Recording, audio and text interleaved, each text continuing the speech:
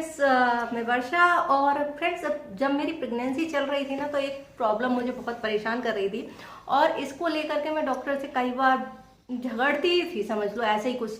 क्योंकि pregnancy time में ना कॉन्स्टिपेशन जो होता है बहुत ज़्यादा होता है और उसके लिए जो भी आप खाते पीते हैं और कब्ज हो जाता है और आपका पेट साफ नहीं होता हो तो उससे एक और प्रॉब्लम होती है। जब आप मोशन के लिए जाते हैं तो बहुत ज़्यादा जलन होती है, इरिटेशन होता है और जलन काफ़ी टाइम तक रहती है। और दूसरा होता है कि जब हमारी प्रेगनेंसी चल रही होती है उस टाइम पे हमारे दिमाग में एक और थॉट चल रहा होता है कि मुझे जो कॉन्स्टिपेशन है और पेट साफ नहीं हो रहा और इसके लिए मुझे प्रेशर लगाना पड़ रहा है, तो क्या इसका असर मेरे होने वाले बच्चे पर किसी तरह का दुष्प्रभाव डालेगा क्या। तो ये सभी चीज़ें होती है ना, प्रेगनेंसी में चलती रहती हैं और इसको लेकर के महिलाएं जो है काफ़ी हद तक टेंशन में भी रहती हैं। अगर हम इस तरह की प्रॉब्लम पर बात करें तो जो कॉन्स्टिपेशन की प्रॉब्लम है हर 4 में से एक महिला को हो ही जाती है। और मोस्टली ये इसका जो टाइम होता है वो होता है हमारा 3rd ट्राइमेस्टर। वैसे तो कॉन्स्टिपेशन या कब्ज की जो समस्या है आपको पूरे टाइम भी रह सकती है प्रेगनेंसी में, और ये बहुत सारी चीज़ों पर डिपेंड करती है। तो आज की वीडियो में हम यही जानेंगे कि कॉन्स्टिपेशन होता है प्रेगनेंसी में तो ये कितना नॉर्मल है, किस टाइम पर बढ़ जाता है और इसको कैसे ठीक किया जा सकता है, और इसका हमारे होने वाले बेबी पर क्या असर होता है, क्या उसको किसी तरह का नुकसान होता है या इससे कौन कौन सी प्रॉब्लम आपको हो सकती है। तो वीडियो की जानकारी अगर आपको पसंद आए तो वीडियो को लाइक जरूर कर देना, शेयर कर देना, हमारे चैनल को सब्सक्राइब कर लेना।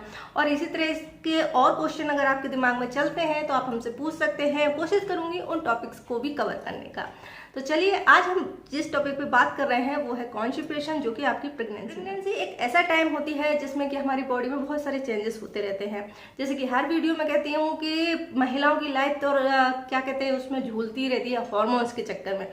कभी इधर का हार्मोन बढ़ गया, कभी उधर का हार्मोन बढ़ गया, और प्रेगनेंसी टाइम में तो बहुत ही ज़्यादा उतार चढ़ाव होते हैं। जैसे कि आपके पीरियड के टाइम पे होते हैं सेम उसी तरीके से आपकी प्रेगनेंसी टाइम पर भी होते हैं।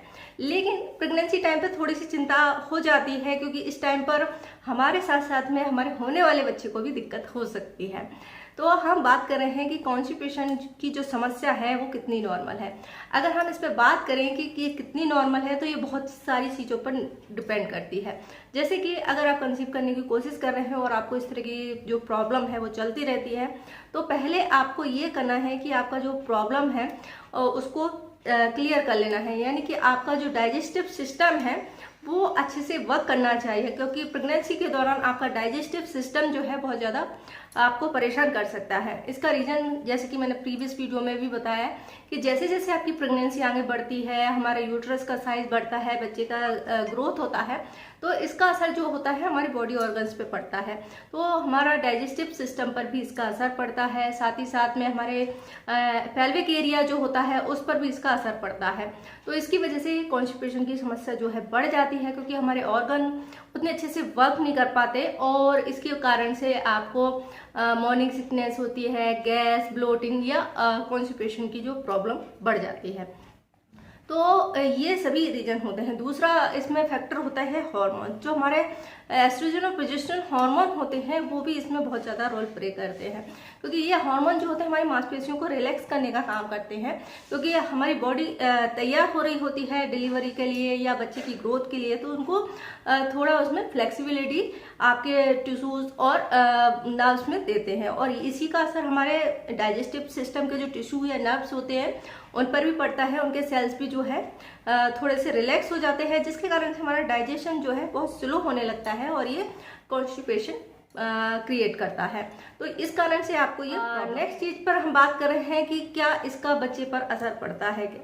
तो फ्रेंड्स, जैसे जैसे हमारी प्रेगनेंसी बढ़ती है, आगे की तरफ बढ़ती है, 1st ट्राइमेस्टर में मॉर्निंग सिकनेस होती है और उसके लिए आप बहुत आसानी से इसको क्योर कर सकते हैं। जैसे कि मैंने पहले वीडियो में बताया हुआ है, नहीं देखी है तो आप उसको देख सकते हैं। और ज़रूरी होता है कि आप इसको कंट्रोल में रखें, और लास्ट का जो 3 मंथ होता है उसमें हमें ये प्रॉब्लम ज़्यादा देखने को मिलती है। तो इससे बच्चे को तो कुछ खास नुकसान नहीं होता, लेकिन लास्ट टाइम पर अगर आपको बहुत ज़्यादा कॉन्स्टिपेशन की समस्या हो रही है, बहुत टाइम तक आपको बैठना पड़ रहा है, बहुत जोर लगाना पड़ रहा है, तो फिर दिक्कत हो सकती है, क्योंकि हमारा लास्ट टाइम चल रहा होता है, डिलीवरी का टाइम चल रहा होता है, तो इसकी वजह से आपको प्रॉब्लम हो सकती है या आपके बेबी को भी प्रॉब्लम हो सकती है।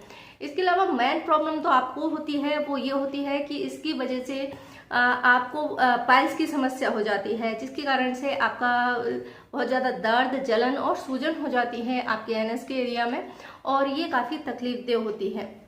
तो 90% महिलाएं जो होती हैं उनको इस तरह की प्रॉब्लम हो जाती है। तो अब हम बात करें कि अगर आपको कॉन्स्टिपेशन की प्रॉब्लम हो रही है तो आप क्या क्या कर सकते हैं। अगर आपको प्रेगनेंसी टाइम में कॉन्स्टिपेशन हो रहा है तो बेहतर होता है कि आप पहले तो कुछ ऐसी मेडिसिन होती हैं जो स्टूल को स्मूथ करती हैं, वो ले सकते हैं, क्योंकि प्रेगनेंसी के लिए कुछ अलग तरह की मेडिसिन होती हैं जो आपका डॉक्टर आपको प्रिस्क्राइब कर सकता है, जो कि आपके ब्लड में नहीं घुलती हैं, वो केवल आपके डाइजेशन को या आपके स्टूल को पास करने के लिए आपकी हेल्प करती है। लेकिन बेहतर है कि आप अपने तरीके से और घरेलू तौर पर बिल्कुल सेफ तरीके से इस कॉन्स्टिपेशन से आराम पा सकते हैं। इसके लिए आप क्या कर सकते हैं, सबसे ज़रूरी होता है कि हमें पानी जो है बहुत अच्छी मात्रा में पीना है, यानी कि आपको हाइड्रेट रहना है।